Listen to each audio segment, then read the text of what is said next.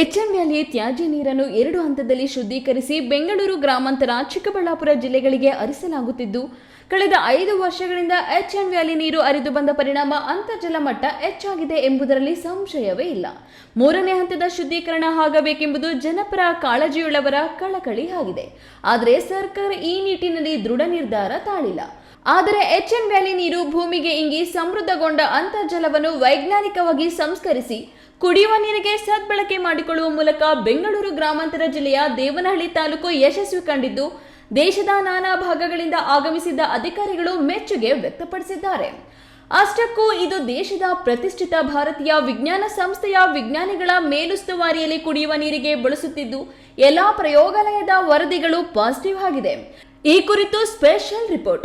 ಬೇಸಿಗೆ ಪ್ರಾರಂಭವಾಗಿದೆ, ಎಲ್ಲೆಡೆ ನೀರಿನ ಅಭಾವ ಕಾಣಿಸುವುದು ಸಹಜ. ಆದರೆ ದೇವನಹಳ್ಳಿ ಪಟ್ಟಣದ ಪುರಸಭೆ ವ್ಯಾಪ್ತಿಯಲ್ಲಿ ನಾಗರಿಕರಿಗೆ ಶುದ್ಧ ಕುಡಿಯುವ ನೀರು ಸರಬರಾಜು ಹೆಚ್ಚು ಸರಳ ಮತ್ತು ಬೇಸಿಗೆಯಲ್ಲೂ ನೀರಿನ ಅಭಾವ ಕಾಡದಂತೆ ಉತ್ತಮ ಯೋಜನೆಯನ್ನು ರೂಪಿಸಿದ್ದು ಯಶಸ್ವಿ ಕಂಡಿದೆ.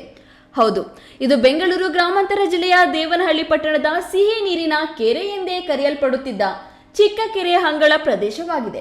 ಇನ್ನು ಈ ಕೆರೆ ಆಸುಪಾಸಿನಲ್ಲಿ 7 ಕೊಳವೆ ಬಾವಿಗಳಿವೆ, 1 ತೆರೆದ ಸಿಹಿ ನೀರಿನ ಬಾವಿ ಇದೆ. ಇವೆಲ್ಲ ಕೂಡ ಎಚ್ಎಂ ವ್ಯಾಲಿ ನೀರು ಬಂದ ನಂತರ ತುಂಬಿ ತುಳುಕುತ್ತಿದೆ. ಈ ನೀರನ್ನು ಹೊರತೆಗೆದು ವೈಜ್ಞಾನಿಕವಾಗಿ ವಿನೂತನ ತಂತ್ರಜ್ಞಾನ ಅಳವಡಿಸಿ ಸಂಸ್ಕರಿಸಿ ದೇವನಹಳ್ಳಿ ಪಟ್ಟಣದ ಎಲ್ಲ ವಾರ್ಡ್ಗಳಿಗೆ ಬಿಡಲಾಗುತ್ತಿದೆ.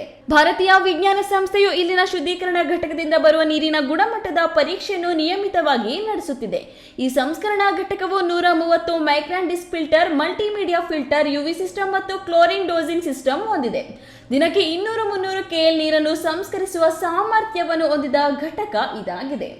ತೆರೆದ ಪುರಾತನ ಬಾವಿ ಮತ್ತು ಫಿಲ್ಟರ್ ಬೋರ್ವೆಲ್ಗಳಿಂದ ಲಭ್ಯವಾಗುವ ಮೇಲ್ಸ್ತರದ ಅಂತರ್ಜಲ ನೀರನ್ನು ಈ ಘಟಕದಲ್ಲಿ ಸಂಸ್ಕರಿಸಿ ಕೊಳವೆ ಬಾವಿಯ ನೀರಿನ ಜೊತೆಗೆ ಪಟ್ಟಣಕ್ಕೆ ಸರಬರಾಜು ಮಾಡಲಾಗುತ್ತಿದೆ. ಈ ಯೋಜನೆಯಲ್ಲಿ ಪ್ರಾರಂಭಿಸಲಾದ ವಿನೂತನ ತಂತ್ರಜ್ಞಾನ ಆಧಾರಿತ ಘಟಕವನ್ನು ದೇಶದ ನಾನಾ ಭಾಗಗಳ ಅಧಿಕಾರಿಗಳು ಬಂದು ವೀಕ್ಷಿಸಿ ಶ್ಲಾಘಿಸಿದ್ದಾರೆ.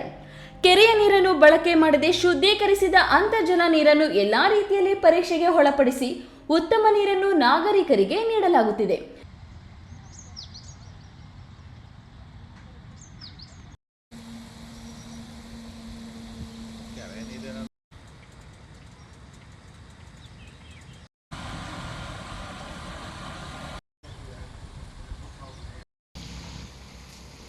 ನೋಡಿ ನಮ್ದು ಎಷ್ಟಿದೆ.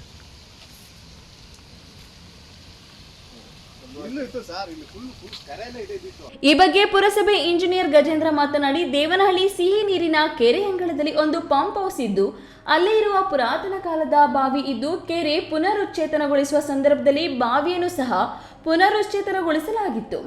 ಅಂತರ್ಜಲ ಮುಖೇನ ನೀರನ್ನು ಬಳಸಿಕೊಳ್ಳುವ ಕುರಿತು ಯೋಜನೆ ರೂಪಿಸಿದಾಗ ಬಯೋಂ ಸಂಸ್ಥೆ ಸಹಕಾರದಲ್ಲಿ ಶುದ್ಧೀಕರಣಗೊಳಿಸಿ ಪರೀಕ್ಷೆಗೆ ಒಳಪಡಿಸಿ ಟೋನಿನಾದ್ಯಂತ ಕುಡಿಯಲು ಸರಬರಾಜು ಮಾಡಲಾಗುತ್ತಿದೆ ಎಂದು ಮಾಹಿತಿ ನೀಡಿದರು.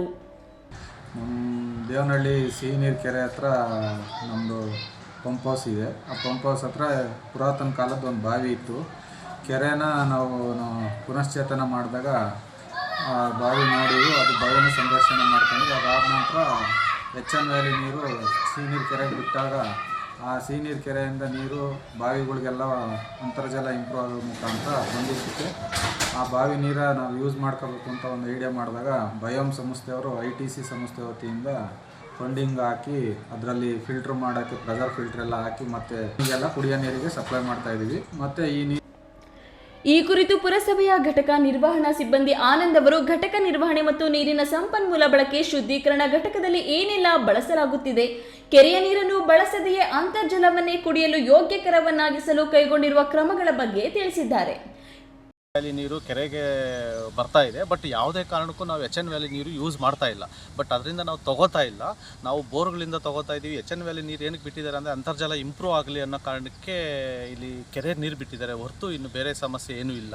ಇಲ್ಲಿ ಬೋರ್ಗಳಿಂದ ತೊಗೊಂಡಿದ್ದೀವಿ. ಬಟ್ 4 ಬೋರು EFI ಅನ್ನೋರು, ಫೌಂಡೇಶನ್ ಅವರು ಮತ್ತು ಆನಂದ್ ರೋಟ್ರಿ ಅವರು ಸೇರಿ ನಮಗೆ ಒಂದು ಇದು ಮಾಡಿಕೊಟ್ಟಿದ್ದಾರೆ, ಫಿಲ್ಟ್ರ್ ಬೋರ್ಗಳು ಅನ್ನೋದನ್ನ ಮಾಡಿಕೊಟ್ಟಿದ್ದಾರೆ.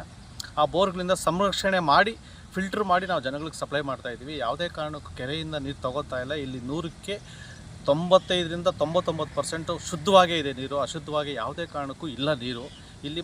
ಐದರ್ ಸಾಬ್, ಈ ನ್ಯೂಸ್ ಟಿವಿ, ದೇವನಹಳ್ಳಿ.